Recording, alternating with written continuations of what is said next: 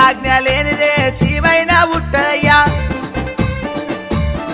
ఆ కానంత గంటలయ్య కుమ్మంతా శంకునిది ఓం శివ నమ శివ హర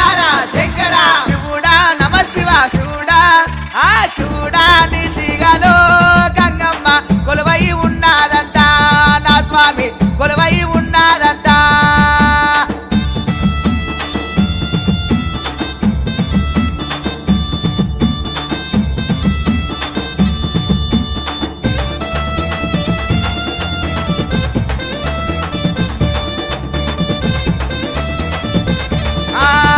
శివరాత్రి నాడు నీకు నిండొక్క పొత్తులయ్యా